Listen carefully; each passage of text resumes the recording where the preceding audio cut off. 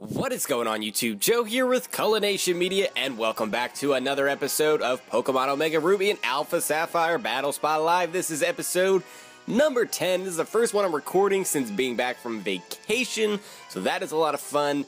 So we're really not using anything new and exciting here. We have a Kecleon, that's going to be kind of interesting, but for the most part, these are all things that you've seen kind of a lot here on the channel. I'm going to be taking today, I guess by the time you're watching this, I took yesterday off, so there was no video. I was using that to breed a whole bunch of different things. I want to make sure that I have access to the new Megas, get them on the channel, and just in some of the battles and, you know, these episodes of Battle Spot, I want to make sure that there's variety and some new Pokemon that you guys haven't seen much of or at all on the channel. That way we can mix things up a little bit, make it a little bit more interesting, and all that fun stuff. So we have our, let's see, we got Physically Defensive Slowbro, we've got Offensive Life Orb Starmie, we have Choice Scarf Flygon, then we have Assault Vest Kecleon, that's going to be offensive variant, then we have our Galvantula as well, and I hit the button so the screen went off. What is the last Pokemon? Oh yes, it's Scyther. Beautiful Winfrey, our Eviolite Scyther with Swords Dance and Aerial Ace and all of that fun stuff. Going up against a pretty typical team here. I see the Mega Ments, I see, well, I guess it doesn't have to be Mega Ments. Could be Mega Kangaskhan, could be carrying both, you never know. Some people like to do that. Moltres at least is something different to see. And then we have Rotom, Wash, Clefable, and Porygon 2, all staples on Battle Spot. So that is that. Coming into today, I also didn't mention our record is 13-5, I believe. So that's pretty darn good. We'll see if we can build off of that today. It's going to be 2 matches, of course, unless one goes by really, really quick. And even if it does, I don't know if I'm going to put in a bonus battle just yet. I want to ease into things a little bit. I'm still getting my competitive legs back, if that makes any sense. Also, I forgot to mention, the beginning of this little episode, now that we're like 2.5 minutes in here, if you guys haven't done so already and you would care to show your support, feel free to do so in the comment section below, or you can click the like button. All of that stuff helps. Of course, I don't even really need to tell you guys that anymore because you're always amazing about showing support, sharing your thoughts down below, all that good stuff. So let's just forget about that and let's get into the match here and see if we can start off strong with a victory. That would be great. That would be fantastic, as they say. I don't know who they are, but they say that. Alright, so we have Rotom Wash going up against Kecleon. Alright, so what are we going to do here? The question is, do I want to stay in and get burned? I don't know if I do. But what do I switch in? Slowbro gets annihilated by a potential Volt Switch. The only other thing I could do is switch in Galvantula, and that would sacrifice my Focus Sash. I don't know if I'm willing to do that. Maybe our opponent will overpredict here. Nope, he's just going to go straight for the Will-O-Wisp. He does outspeed. Even if he's defensive, he could still outspeed because our base speed is absolutely atrocious. So this is going to mean absolutely nothing. We get off a Power-Up Punch. We're up to +1 attack. But, yeah. Oh, and he has Rocky Helmet to boot. So this is just a terrible situation. Oh, this is not good. At least we know that he doesn't have any type of recovery. He's probably not carrying the rest. We should be able to take that just fine. Yeah, that does just about as much as Rocky Helmet is doing, honestly. So we're going to go for another Power-Up Punch there. We'll get up to +2 attack, which essentially brings us back down to neutral. I guess back up to neutral after the burn. Not exactly, but close enough. And I guess we'll just go for a Facade now. Which actually does bypass the burn, so we might get a KO here if we survive this, and we do with 3 HP. Here comes the Facade. This should take out this Rotom. And there we go. Alright, so it's going to be a double whammy here. Kecleon and Rotom Wash going down. I guess he did not think of that, or didn't think that I'd be running Facade. I don't really know. Or he didn't care, and he felt like he didn't need Rotom Wash for anything. But Rotom, just in general, is a kind of a thorn in the side of this team. I can't handle it really well, other than Facade, so yeah, having that out of the way is great. Out comes Porygon 2, and this is going to be a problem too, because I don't have anything with knockoff, can't get rid of that Eviolite. I mean, I can hope that this is more of a defensive Porygon 2, like physically defensive, that'd be great. They all have HP investment, so we don't even need to worry about that. That's a given. We'll see how much this Thunder does. And maybe we can get a Paralysis. Actually, that does a decent chunk. That does about, what, like 25-30%? Something like that. So that's great. That is great for us. We'll go for another Thunder here. Really, I'm just hoping for a crit or a Paralysis. But we're more likely to get the Paralysis because, you know, it's a 30% chance. And thanks to Compound Eyes, we don't have to worry about missing a Thunder either. I mean, we can miss, it's just a lower chance than what it would be if it was at 70%. Wow, he barely survived that last Thunder. He's going to get a Recover off. What we really need to happen is we need to not miss a Thunder here. This is going to be the 4th Thunder in a row. We hit all 4 of them, but we're not getting the Para, and we really need to. I need to hope for some hacks here. That's the only way I'm going to get by this thing, which is really sad.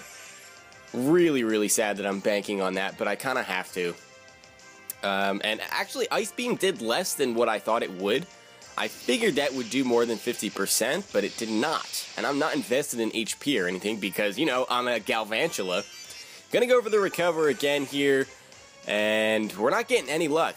No crits, no Paras. After 5 Thunders, we're gonna go for a 6th one here. Come on. The Hacks Gods need to show us a little love here. Nope, not today. Another Recovery. He's gonna get back up to full health now. And if we can't get some movement here on the Paralysis or a crit or something to help us out, we're going to be in trouble. And we're going to lose this match just because of this Porygon 2. And there we go, finally getting the Para after, what, 6 or 7 Thunders. He's going to go for the Ice Beam. That's going to bring us down into the red zone. And we still need to hope for some hacks here. We basically need to hope that we... either, again, get a critical hit, or that we see some fully parried action here. I'm going to go for the Bug Buzz, just because it also has a chance to lower special defense if we get lucky. I think it's only a 10 or 20% chance. He's going to go for the Recover. That's fine. Oh my gosh, this is a stall fest. It really is, but when is it not a stall fest? When Porygon 2 is involved. That's why I don't like P2, because that's what it always comes down to. And we do get the special D drop here and the fully Para. Wow, okay. Now we're getting somewhere. We can probably go for... a Volt Switch here, because he's going to go for Ice Beam. Pretty sure. Pretty sure that's all he's been doing. I'm guessing that's the only thing he has to hit me with. So that's fine. But we can bring in Slowbro, who doesn't have a lot of special defense. But we're not going to take a lot of damage from this, because pretty sure this is a more defensive-oriented Porygon 2. And yeah, that is not Stab, not very effective. And we also have Regenerator to get rid of that damage too. But what I'm going to do here is I'm going to go for a Scald, because he is at -1 special defense. We might have a chance to take it out from here. And we actually outspeed it. How often do you see Slowbro outspeeding anything? We get the fully Para again, or the full Para. I don't know, that didn't make any sense, but I'm just happy about it. I am just happy about it. We'll go for a Scald. That's going to finish off the Porygon 2, so thank you, Hacks Gods. We had to rely on you there. You were holding out on us there for a while with all those Thunders. Took 7 Thunders to get a Paralysis, but eventually came in and pretty much won us the match here, because Salamence is the last remaining Pokemon. I'm guessing it's going to be Mega. I'm not sure if Ice Beam is a one-shot on a Mega Salamence, just because I'm not invested in my special attack, and it is a non-stab move. So I'm going to predict a Dragon Dance here and go for a T-Wave just to ensure that we get the victory. Because even if he gets up 2 Dragon Dances, while he's paralyzed, I do not believe that he will outspeed Galvantula. So if Ice Beam doesn't kill and Slowbro goes down for some reason, we should be fine. So... yeah, I wanted to make sure I took every possible chance to make sure that we're going to win this, because we came this far. He's going to go for the Dragon Dance there. Is he outspeeding Slowbro? Is he really outspeeding Slowbro even though he's paralyzed? That's crazy. Hopefully Galvantula could outspeed. Either way, we're going to get off an Ice Beam, and that is going to be a one-shot. Actually, it was a critical hit, so the Hax Gods again helping us out there, but I don't know if that mattered. I'm not sure. It would have definitely brought him down into the red zone, I would think. Either way, that's going to be a victory for us, 2-0. Brings our record to 14-5, I believe. I'm going to go back and check that in between episodes just so that we make sure that we're getting that right. Pretty sure it's 14-5. So that's pretty good. Pretty darn good through 9.5 episodes here. We'll go for another battle. I don't know why it says I have 3 losses when I did not battle at all until just now. That's kind of strange. And my rating dropped too. What the heck? I don't understand what's going on. This is the first time I opened up Battle Spot. That is interesting. Anyway, alright, time to get into our second battle here. We have some interesting things going on, like Hofagrigus, which is probably there for opposing Kangaskhan's and Garchomps and what have you. Then we have Umbreon, which really isn't that popular on Battle Spot, but I guess that's kind of cool to see. I don't know if I have anything on my team that can break it. Possibly Kecleon, after a couple of boosts, of course. I guess Scyther could too, with a couple of Swords Dances and a Brick Breaker too. Probably 2, because it's Umbreon. The Charizard's going to be Mega. It's just a matter of which Mega we're looking at. And judging by this team, I'm going to say that it's probably Y. Just because we see Garchomp and we see Dragonite, do you really need another hard-hitting Dragon-type Pokemon on this team? I don't think so. And another Dragon weakness, too, with no immunities and no resistances. I don't know if that makes a lot of sense, so I would have to guess that it's Y. And also, really, nothing on this team has a problem with Sun. Of course, we have Greninja, but it can do so many other things with, Dark Pulse and Ice Beam and all that stuff. It could even be physical. We don't know. So, I think we're going to lead off with Galvantula here, just because Charizard is somewhat of a likely lead. Also, Greninja. We can dish out some decent damage to both of those. We can also lay out a Sticky Web if need be, because I am packing the Focus Sash. Yeah, I'm running the boring Galvantula. I really like to run Specs or Life Orb, but I decided not to do that just because I have a Life Orb on Starmie already, which we are bringing in this match too. So almost everyone got involved. I don't think we brought Scyther in a battle, so we'll have to fix that coming up. I really want to see more of Kecleon though, so I think I'm going to bring Kecleon quite a lot. I just like watching Kecleon kill things, and it has a ridiculous amount of power, so we're going to showcase that in the next couple of episodes while we're still using this team. Alright, so we do have the Charizard lead here, and the question is, what are you going to Mega Evolve into? Are you going to be X or are you going to be Y? I already predicted that it's probably Y, but I'm just not sure. Thunder would kill it, but if it's Y, it will bring the Sun out. And that decreases the accuracy of Thunder. And I don't like that. So what we could do is just use this opportunity to set up Sticky Web in case he's running the Greninja or the Garchomp, especially if that's Scarf Chomp. That's really going to help us out. It is Y as I thought, but I didn't want to take that risk here. So there's the Drought. Out comes the Sun, so the power of Fire-type moves are going to be increased. This Flamethrower is just going to kill just about everything now. But we're going to go first and get up that Sticky Web, so that hopefully will help us out. He opts to go for the Dragon Pulse, actually. That had to be a predicted switch. I don't know what he was predicting me to switch into, though. If he was predicting Starmie or Slowbro, Solar Beam definitely would have been the better choice there, just because of the type advantage. I'm not going to risk going for Thunder and having that miss, so I will go for the Volt Switch, even though judging by that damage, Thunder would have killed. I was not about to risk missing and then having Galvantula go down with no damage on this Charizard whatsoever. The downside here is that we're going to have to take some damage on something, and I don't want to risk damaging Slowbro too much. If he went for Solar Beam, I'd be dead. Pretty sure. Actually, yeah, wow. Okay, no, never mind. That was a critical hit. Speaking too soon here. That's unfortunate because with Life Orb damage, we may only be able to get 2 hits off here. Either way, I'm going to go for Surf. That's going to take out this Charizard, hopefully. Yeah, there we go.